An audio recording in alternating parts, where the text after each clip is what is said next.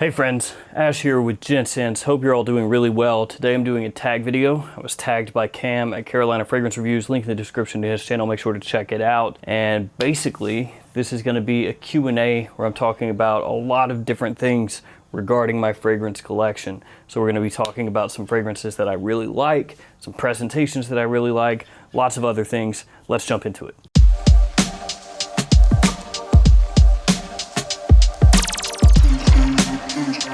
So I'm just going to use the questions that he had in his video. So all the same questions he answered, I'm going to answer those right here. I'm also going to go ahead and tag Tom at Studio Sense, link in the description to his channel as well. All right, question number one, what is my most recent acquisition? And I've got two, so I have to kind of explain this a little bit.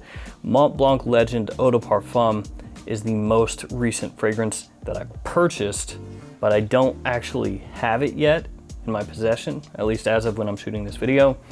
It's not arrived in the mail. The most recent fragrance that I purchased that I actually do have in my possession is Bentley for Men Black Edition. And that one I found at my local Burlington for $24.99.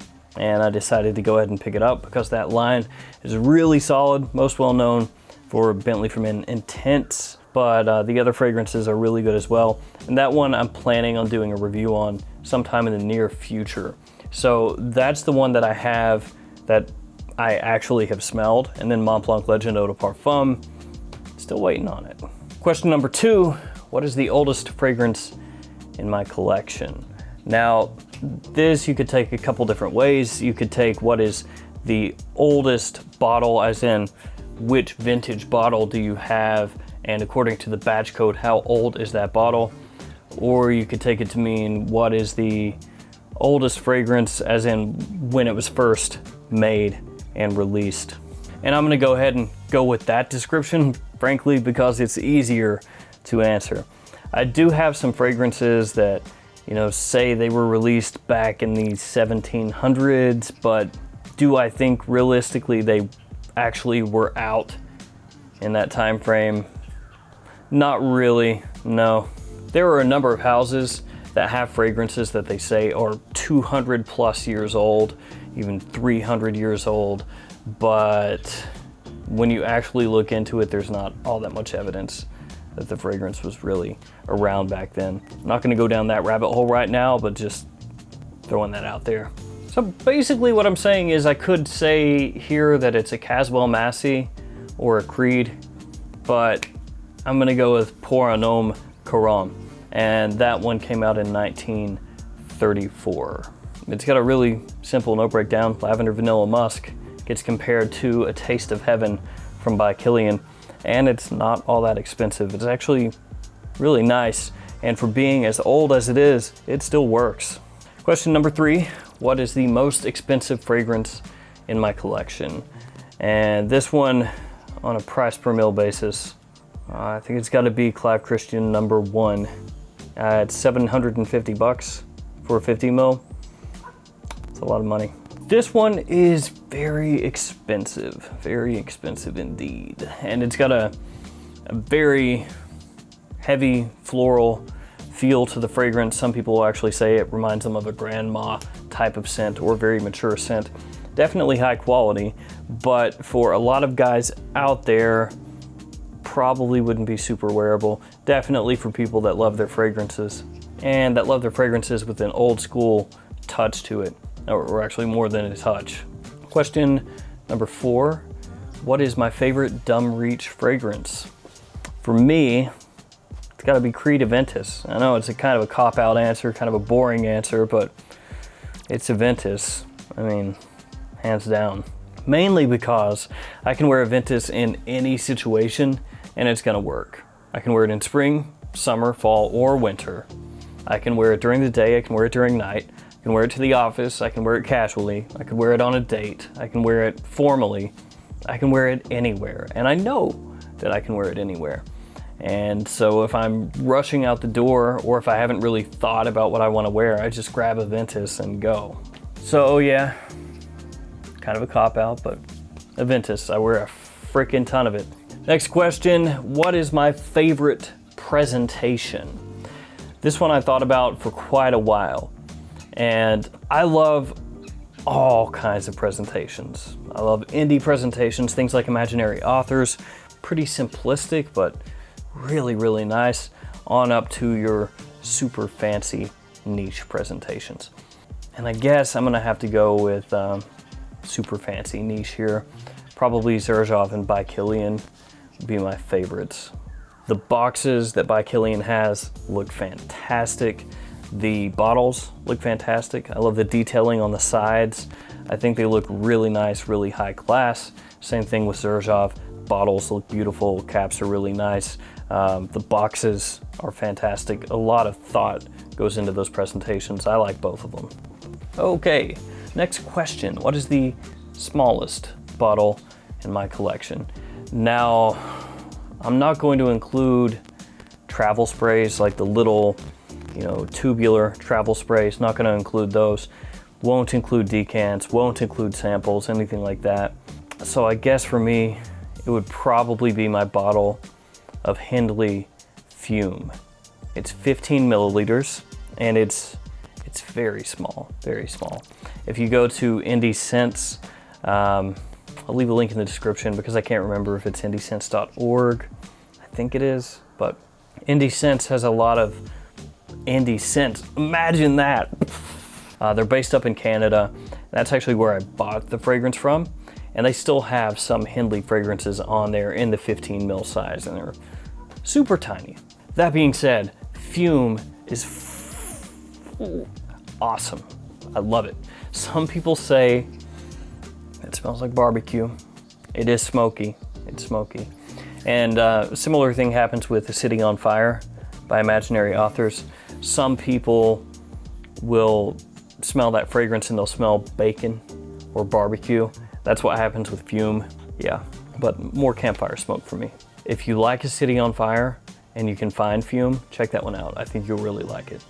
Next question, what is the largest size bottle in my collection? And I've got two, both 500 mils in size. One is Fève Délicieuse by Christian Dior. So I've got a 500 mil of that. They used to sell them online on Christian Dior's website. That's where I got it from. Now, if you go onto their website, they don't have the 500 mils up there anymore, but I hear you can still buy 500 mils at boutiques or Christian Dior counters, just not online. The other 500 mil is Cologne of the Missions, which is awesome. A fantastic vanilla fragrance. It used to be really cheap, and when it was available readily for next to nothing, it was one of the best cheap fragrances you could pick up. It's harder to find now, price has gone up, so kind of a bummer.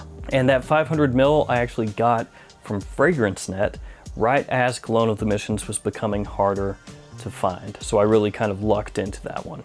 Next question, what is my favorite fragrance memory? Probably a couple different ones.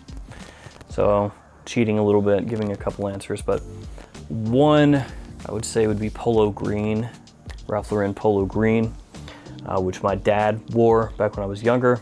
So kind of reminds me of my father a little bit. Actually, even seeing the bottle kind of reminds me of him, seeing the bottle on the counter when I was really small. So that would probably be my first one.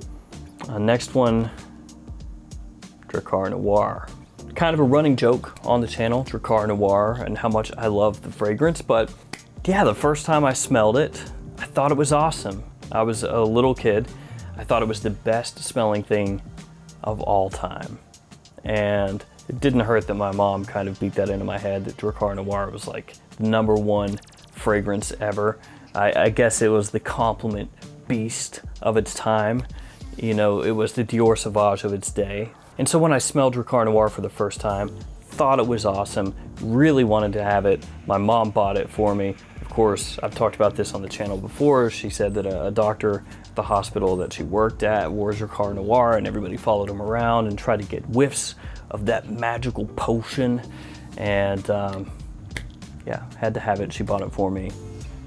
And here we are today. Next question, what fragrance for me lived up to the hype?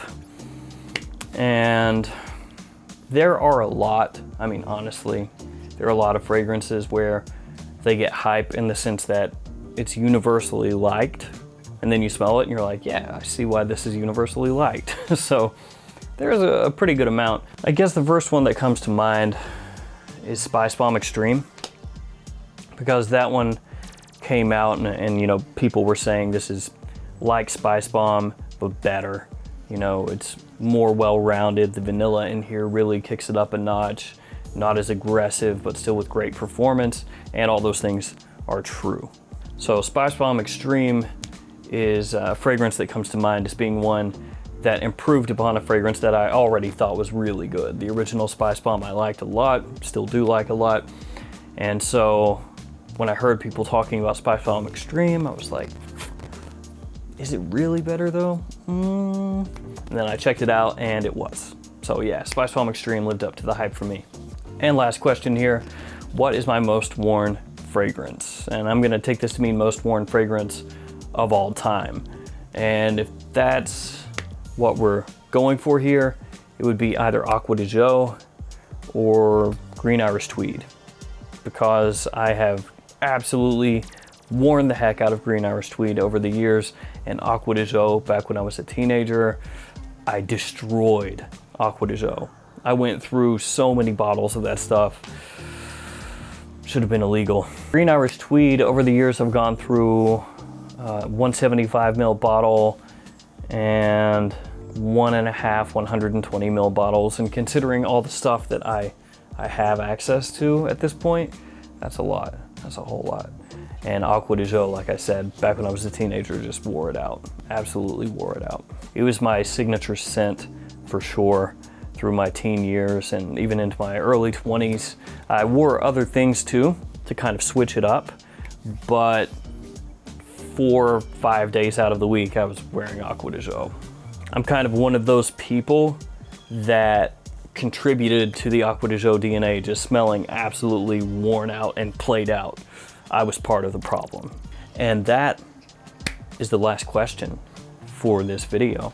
So again, I've tagged Tommy at Studio Scents, and thanks to Cam at Carolina Fragrance Reviews. Links to both channels in the description. I'll also probably do a Q&A on this channel pretty soon where I take your questions. So be on the lookout for that. I'll post a little thing on YouTube on the community tab and let you guys just fire away a bunch of questions, and I'll take some of those and do another one of these. All right, guys, that is it for me. Thanks for hanging out with me today. Thanks for all your support. Stay safe out there, and I'll see you tomorrow with another fragrance video. See you guys.